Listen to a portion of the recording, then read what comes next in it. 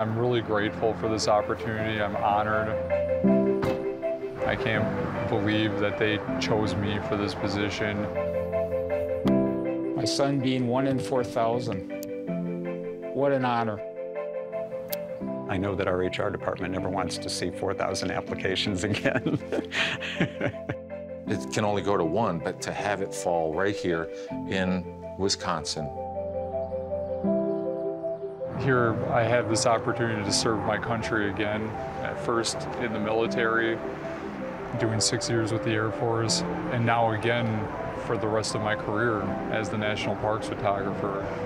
This position with the National Park Service, which is actually in the heritage documentation programs, is a dream job of mine. The Heritage Documentation Program of the National Park Service documents historic places in the United States with measured drawings, written reports, and archival photographs, all housed at the Library of Congress, the largest library in the world. The NPS had to patiently wait 3 years before funds became available again to replace longtime staff photographer John Jet Lowe, who retired in 2013. And when it came time to hire, the unexpected happened.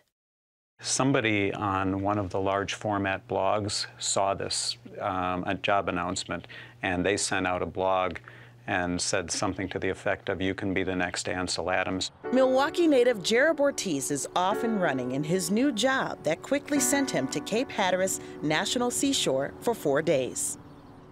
Cape Hatteras was basically a redocumentation of the Hatteras Lighthouse after they moved it.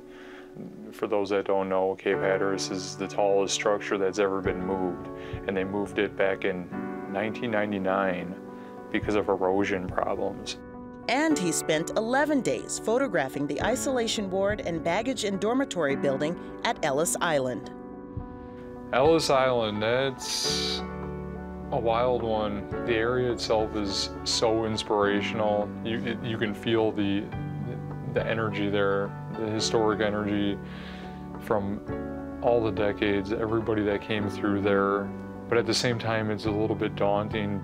I seriously thought to myself, I can't believe that I just did this. This is incredible. I really hope it turns out. You know, it's all filmed. His next assignment? Photograph the East Potomac Park Golf Course, formerly Haynes Point, an historic landscape in the National Capital Region, an area known for some of DC's first cherry blossom trees. On this autumn day in Washington, D.C., pink cherry blossoms have given way to just a hint of fall color. Jarob works along the historic Potomac River in the shadows of the Washington Monument and Jefferson Memorial. That's the beauty of it. You never know what's going to happen. You go from one extreme to the other. The whole thing with the golf course is more like of a landscape shot, so you're looking for the way that the landscape lends itself to the eye, I guess, and the way that it interacts with the surrounding area of DC. So it was a lot of focusing on which monuments you could see. No matter the assignment, no matter the 50, 60-hour work weeks and continuous 12-hour days, Jarob loves what he does. Yeah, this is awesome out here. I'm very happy, and the clouds behind the monument are awesome right now. I love it, but I have to be honest, I'd probably bet you that a lot of people would not want to be this person because it is so demanding. I think that a lot of people had a misconception of what this job really was. I think a lot of people really thought it was going to be landscapes and all this and that, but it's really a lot more industrial than that. And I love it. I've been doing this kind of photography since before I even got here. Let's head back to Milwaukee for a moment to understand how Jarob really did get here. I saw it on Facebook, and I shared it on Facebook, and I saw it in numerous places. It was everywhere. And I actually called him and said, "Did you see this? Are you gonna?" "Oh yeah, I'm on it. I'm on it. I'm gonna be working on that." Jarob, who had been working as a freelance photographer, believes he won the highly sought-after position partly because he mastered the specific type of large format camera, 4x5 or 5x7, that the National Park Service requires. We have been shooting our documentary photographs with a view camera since the programs were founded in 1933. And there are primarily two reasons. One is that it captures more information than any other type of photography. That information is stored in pixels within the photographs so that you can blow up these documentary photographs to a very large proportion and still retain the clarity and the depth and the lines that you had. The other reason is because of the archivability of the negative. We have never lost a photograph because of a deterioration, and all of our negatives are stored at the Library of Congress under archival conditions. Digital can't make that claim. My love for the view camera and why I wanted to use it or be formally taught on how to use it is because I learned about Ansel Adams photography, and when I saw his photographs and learned that they were done on film and what his whole history was, I had to know what kind of camera he was using, and I come to learn that he's using a view camera. Jarob had probably the best mix of experience and skills and knowledge and the ability to put it all together, and he just eased into technical discussions. 19 minutes plus 19 and a half minutes plus another 30, that's 20 minutes. Then back into here for a 10-minute wash, so that's about 40 minutes, and then in there for a minute for each piece of film. So we were surprised that he was as young as he is. We were very impressed with how quickly he came in and was able to take command of the dark room and of the equipment. When I'd be in here in the dark, I would have my film holders right here. My love for photography happened so fast. My brother's a photographer too, and he started getting into it at the exact same time as I did. I enrolled at MATC in their photography program in the spring of 2010, and I decided to go to MATC because I looked at all the other programs in the area. I mean, even down in Chicago, out in Madison, all over the place in the Midwest. And they were the only school that was offering a view camera class. When somebody comes in your class and they, from first day, they're like, I came here because I want to learn this camera. Oh, wow, great. Why don't you sit over here? It's a very manual camera. It has no auto controls. It has nothing in it it can be a crutch for a potential photographer. You have to master it, and this was one of the very first camera systems that was ever invented. The design of the camera has not changed in over 100 years. And to anybody that's really, really interested in history, there's an intrigue that's built into it. In Jarob's interest, masterpieces were created with that kind of a camera. It teaches you to slow down. It teaches you the basic fundamentals of composition and framing and perspective control. You look at the world upside down through this camera, and that whole process forces you to really learn to see differently. Oh, wow. Holy cow, this is really good. Jarob's character, patient, especially when it comes to taking photographs. 1004, 1005, 1006, 1000. Patience certainly plays a big role.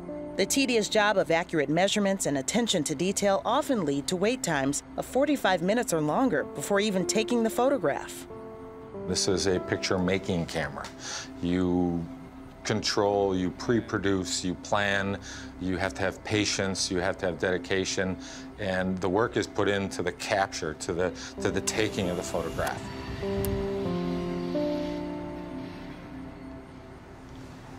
Oh, I'd almost wish that this light would be reversed. The building would be in light right now, and this foreground would be in shadow, then that way that building just stands out, and it looks like it's gonna happen soon, so I gotta figure this out. This is one of the places where Jarob really stood out. He looked for an ability to capture a site as it was without having to do any serious manipulation of the photograph in the lab. So he basically shot to print.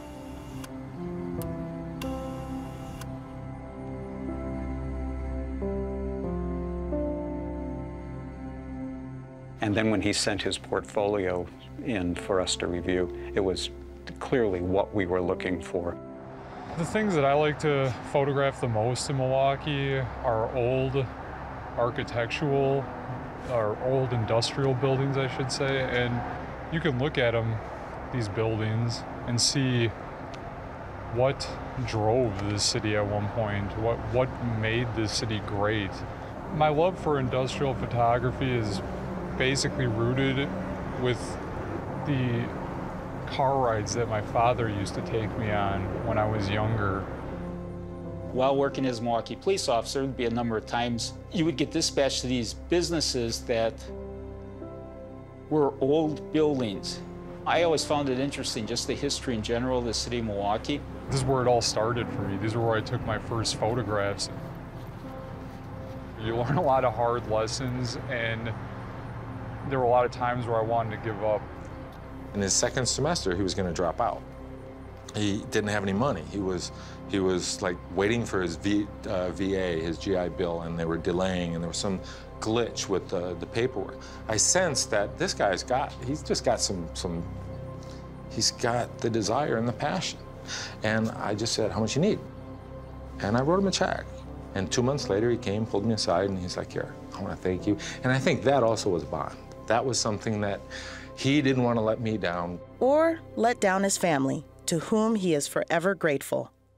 I'm lucky in that regard that I got a mom, a dad, and then this wonderful stepfather who's been there the whole time for me. My mom said that she was praying every night for months.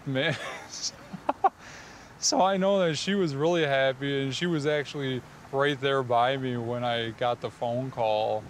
With prayers answered, Jarob headed to Washington to begin his new adventure. His focus remains on doing the best job possible, despite any distractions. I can just seriously just block everything out and just focus so hard on what it is that I do, because it just matters so much to me. What I'm doing, I want it to be good. I want it to be right. Being resourceful comes in handy too. Having to use a Titleist golf towel to replace his black camera cloth he forgot at the office. Whatever the conditions, his goal and drive always remain the same. I have to look at every assignment as a favorite assignment because everybody wants the best possible outcome from those assignments. He's very good, and we've been very pleased. It was the right choice.